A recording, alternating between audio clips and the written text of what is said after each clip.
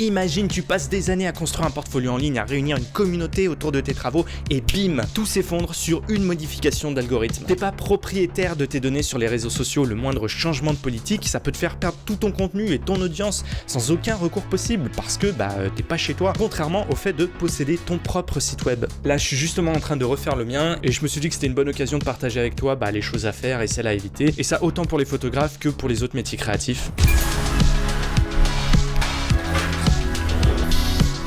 Je viens de publier une story où j'ai demandé à tous ceux qui étaient intéressés de m'envoyer leur site web pour que je puisse les analyser. Ça m'a fait une sorte de grosse base de données pour déterminer quelles étaient les erreurs les plus communes. Bon, alors la vidéo où je passe ça en revue est super longue, donc je vais plutôt me servir d'extraits ou de morceaux de sites pour illustrer mes différents points. Après, je te mettrai en description le lien vers la vidéo entière si tu veux vraiment te plonger en profondeur dans ma façon de partager des critiques constructives.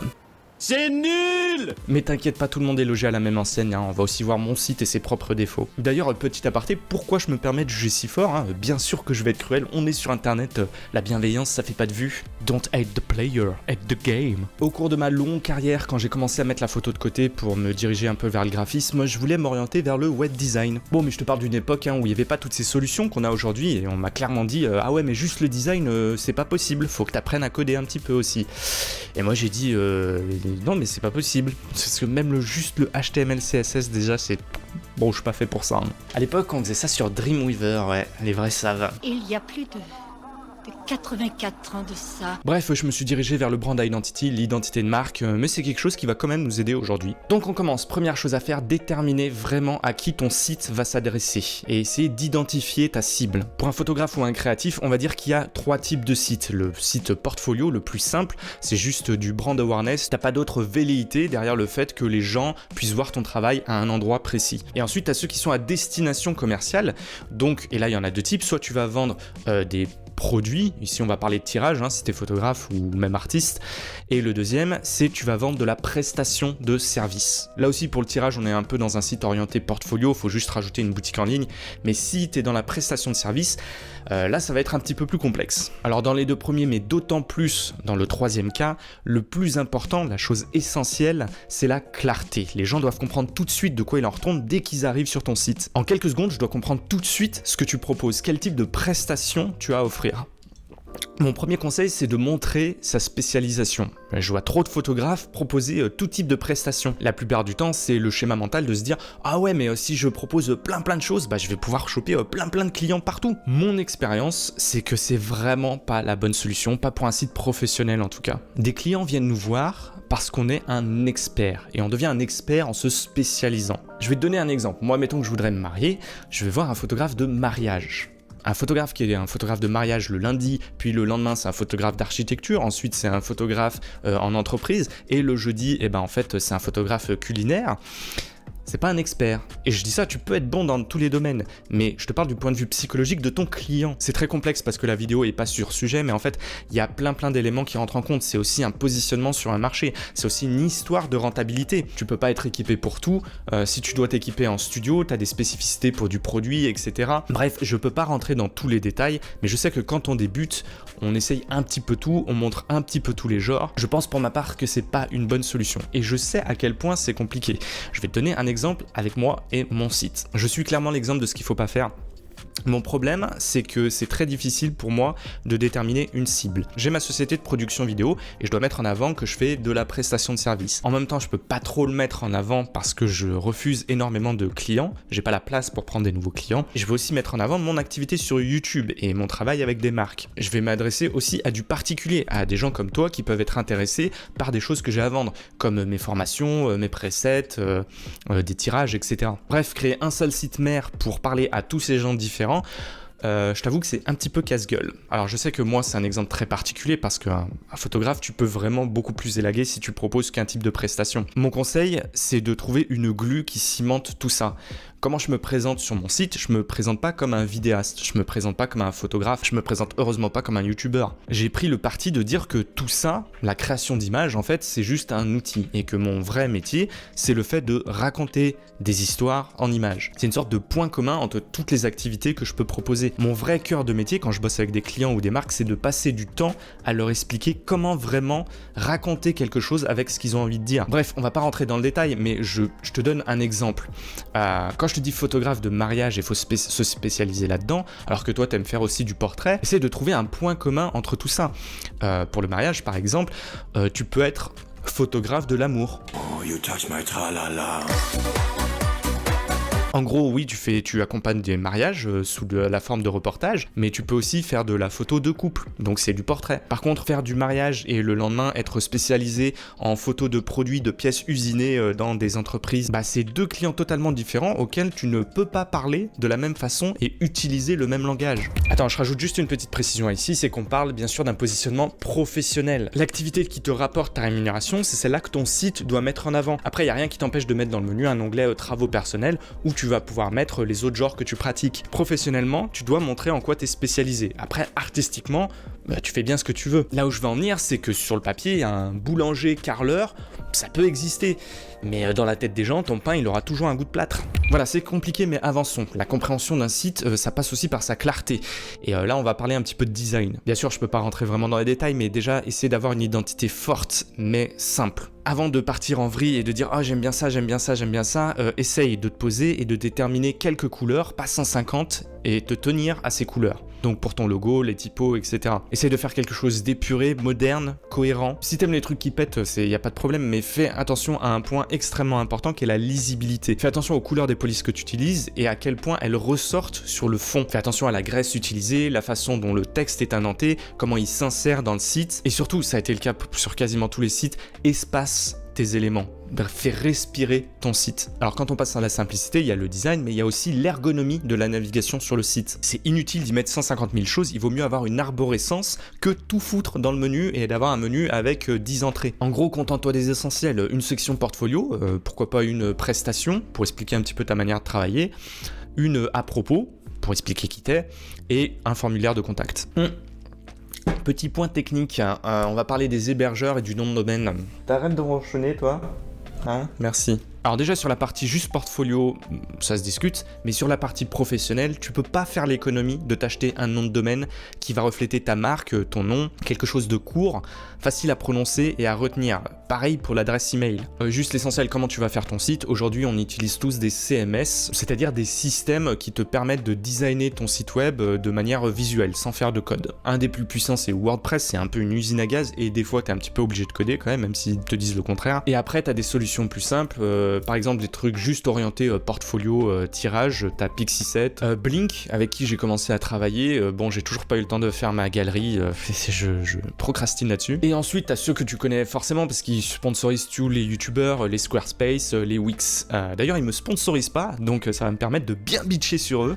J'étais sur WordPress et là je viens de passer sur Wix. Alors pourquoi? C'est vraiment des petits détails. Si ça t'intéresse, c'est juste que je voulais quitter Gumroad qui est un site américain pour vendre mes presets et du coup quand les gens achetaient ils avaient jamais le prix fixe parce qu'il y avait des taxes etc, donc c'était ultra chiant. J'aurais pu mettre un plugin Shopify sur mon WordPress mais déjà c'est un peu une usine à gaz et il y a des histoires de taxes que Wix gère à ma place donc voilà, enfin c'est des détails, tu t'en fous un petit peu. Est-ce que je recommande Wix? Si tu veux un truc simple et pas te prendre la tête, oui, mais alors il faut bien choisir ton template à la base, voilà, et tu remplis juste le truc. Si tu veux le personnaliser à ta sauce, comme moi j'aime bien, en mettant des trucs précisément là où je veux les mettre, putain, c'est une galère innommable. Horrible. Donc mon bilan de Wix c'est en même temps j'ai pas le choix. Donc voilà. Mais quel que soit celui que tu vas choisir, tu vas devoir payer un moment pour utiliser ton propre nom de domaine et pas avoir à la fin .wixit.com ou quelque chose comme ça. Parce que ça fait vraiment, mais alors vraiment pas pro. Bon, on va revenir sur la section portfolio. Excuse-moi, j'ai un petit peu mal aux fesses avec cette chaise. Si tu te poses la question pourquoi j'utilise pas la chaise de bureau, c'est parce que y a la patronne dessus. Oui, je sais, je suis une victime et j'assume pleinement et entièrement. Alors on touche le point essentiel, la plus grosse critique que j'ai fait sur la vidéo longue, c'est l'organisation. Organise tes photos en galerie pour faciliter la navigation des visiteurs. Donc que ce soit par l'utilisation de sous-menus, de titres, de descriptions pour expliquer un petit peu chaque galerie, mais il faut que tu aies une hiérarchie et une hiérarchie simple à comprendre là-dedans. Donc je le disais, mets pas tous tes types de galeries dans le menu principal. Dans ton menu principal, tu as juste la section portfolio. Quand on arrive sur la section portfolio, là, tu vas avoir les différents thèmes. Donc, si on reprend ce que je disais tout à l'heure, la section mariage, la section couple, etc. Une fois que j'ai cliqué dans la section mariage, là encore, j'organise mes images, je les fous pas toutes ensemble, mais je vais les organiser par projet. Genre le mariage de Tristan et Iseux, Roméo et Juliette, Batman et Robin, Hermione et Dumbledore. I do, Miss Granger. Ouais, je sais, je viens de ruiner ton enfance, mais j'ai toujours trouvé qu'il y avait des moments un peu cringe entre eux. You touch my tra-la-la. Autre point important de la galerie, avec une expression anglaise que j'aime beaucoup utiliser, c'est « kill your babies ». Alors, tu t'es bébé, c'est un peu extrême, mais en gros, ce que ça veut dire, c'est qu'il faut que tu fasses un vrai travail d'élagage et de sélection des images. Tu ne peux que montrer le top de tes photos. Je vois trop d'images qui sont passables, voire mauvaises. Donc oui, il faut beaucoup pratiquer et faire un vrai travail de sélection. Alors, on parle de bonne qualité esthétique, mais aussi au niveau résolution. Il faut que je puisse voir l'image clairement, mais tout en restant optimisé pour le web. Personnellement, je fais ça dans Photoshop et comme je suis un vieux de la vieille, j'utilise encore la commande enregistrer pour le web. Si t'as pas de transparence, vérifie bien que t'enregistres en JPEG et n'hésite pas à descendre la qualité, la compression ça va pas dégrader ton image, tu verras que pour le web ça se voit quasiment pas. Après ça dépend de l'utilisation, mais tu vas déterminer la taille et même pour une lightbox et une vision en plein écran, dépasse pas la résolution HD, ça sert strictement à rien d'enregistrer plus grand. Voilà, là on est passé d'une image de 26 mégas à 500 KO. Bon, tu peux faire ça directement dans Lightroom aussi, même processus, dans les paramètres d'export, enregistrement JPEG, tu joues sur la qualité, la taille maximum, et là, si comme moi, t'es encore un ancien, et que tu veux pas en démordre, tu passes la résolution en 72 dpi dès que c'est pour le web. Autre débat, et oui, je sais, ça va être un avis personnel, mais je pense que c'est le bon, désolé. Je pense qu'il faut un petit peu oublier les watermarks, tu sais, de mettre ton nom en transparence dessus. Très sincèrement, ça va jamais sauver tes images, ça va prendre 10 secondes à n'importe qui de l'enlever, soit par cropping, soit par des outils dans Photoshop. Ça t'apporte aucune sécurité et ça gêne la lisibilité de tes images. Je vois pas trop l'intérêt, mais bon, à toi de choisir. Voilà, évidemment, donc la galerie, un des points les plus essentiels de ton site web. Parlons un petit peu maintenant de ce que tu peux rajouter et des infos complémentaires. Ça peut être une très bonne idée d'inclure une page pour expliquer un petit peu plus les détails des services que tu proposes. C'est ce que je fais par exemple. C'est ce que je fais moi sur mon site avec le motion design et surtout pour les marques qui voudraient travailler avec moi, un petit peu comment je fonctionne, quelles sont mes valeurs, etc., ce que je prends comme projet ou pas. La grande question, est-ce qu'il faut inclure ces tarifs ? Ça c'était un gros débat, même si le sujet était un petit peu différent dans la vidéo longue, je te laisserai regarder. Je suis vraiment pas fan de ce principe. Moi je te recommanderais de ne vraiment pas le faire, je pense ça par rapport à mon expérience. T'es libre de penser le contraire. Voilà, si on devait couper la poire en deux, peut-être que en B2C, donc quand tu t'adresses à des particuliers, ça peut être intéressant de donner une estimation, une tranche de tarif, pas le tarif réel, mais vraiment une estimation pour qu'on voit à peu près sur combien on va se situer sur un certain type de prestation. Par contre pour le B2B, alors là non, vraiment je recommande pas. Il faut faire l'investissement d'aller te chercher pour deviser. C'est trop complexe pour dire tiens ça coûte ça, ça coûte ça. Donc voilà, j'en dis pas plus là-dessus. Si tu veux approfondir le sujet, je te laisserai aller voir la vidéo en version longue. Ça c'est sur sa façon de travailler, mais on peut aussi rajouter une page à propos où on va parler de soi. C'est important pour quelqu'un qui veut bosser avec nous de connaître qui on est, quelle est notre personnalité, nos valeurs. Voilà, c'est dans cette page d'ailleurs que je recommanderais de mettre une photo de soi et pas sur la page d'accueil comme j'ai vu souvent. Et là, oui, tu vas me dire, mais attends Nico, la première chose qu'on voit sur ton site, c'est ta tronche, t'es comme ça. Donc oui, ça peut être intéressant dans certains cas. La question c'est qu'est-ce que tu proposes ? Comme je le disais, moi sur mon site et notamment avec YouTube, tout va s'agréger autour de ma personnalité. Si toi, t'es photographe de mariage et tu fais de la prestation de service, la première chose que les gens veulent savoir sur ton site, c'est qu'est-ce que tu vas leur apporter. C'est le service, c'est pas toi. Ils vont à un moment vouloir savoir qui tu es pour vraiment finaliser dans leur tête le fait de vouloir travailler avec toi, d'où l'importance de la page à propos, mais c'est pas la première chose qu'ils doivent voir. S'ils atterrissent sur ton site où il y a toi qui est comme ça avec un appareil photo, ils s'en foutent un peu. Donc est-ce que mettre en avant ta personnalité est essentiel ? Oui, mais est-ce que ça doit être la première chose qu'on voit de toi ? Je pense pas, selon le type de business que tu as. Je vais pas rentrer dans les détails, mais petite dédicace à certains malins qui l'ont fait. Ne te présente pas comme une agence, si t'es pas une agence. Je vois trop de sites où c'est présenté nous sommes spécialisés dans machin, nous sommes une agence machin, et à la fin tu vois qu'il y a qu'une tête, une seule personne, c'est un freelance. Et je comprends le principe, on en a tous marre de voir des agences remporter des clients quand on pourrait faire le travail, mais crois-moi, c'est une des pires idées qu'on peut avoir. C'est déjà biaiser une relation avant même d'avoir commencé à travailler avec la personne. Je rentre pas dans plus de détails, je te dis juste que pour moi c'est un no-go parce que je le repère direct. Donc si je veux bosser avec quelqu'un et je vois qu'il se présente comme une agence en étant une seule personne, c'est niette. Voilà, je rentre pas dans le détail, t'en auras plus sur la vidéo review. Et enfin, dernière chose, l'évidence, bien ajouter un formulaire de contact avec tes coordonnées pour que les visiteurs puissent facilement te contacter pour toute demande, des devis, des questions, etc. Si tu peux organiser pour toi un petit formulaire où tu dis c'est une question professionnelle, c'est une question concernant ça, comme concernant ça, comme ça tu peux trier tes emails plus facilement. Mais voilà, là-dessus j'ai rien à dire de particulier. Les derniers petits tips auxquels il faut faire attention, c'est l'optimisation de ton site. C'est-à-dire que déjà, il doit être responsive, c'est-à-dire mobile friendly. Putain, il n'y a pas de terme en français là-dedans. En gros, il faut qu'on puisse voir facilement ton site sur un mobile et pas que ça parte en live.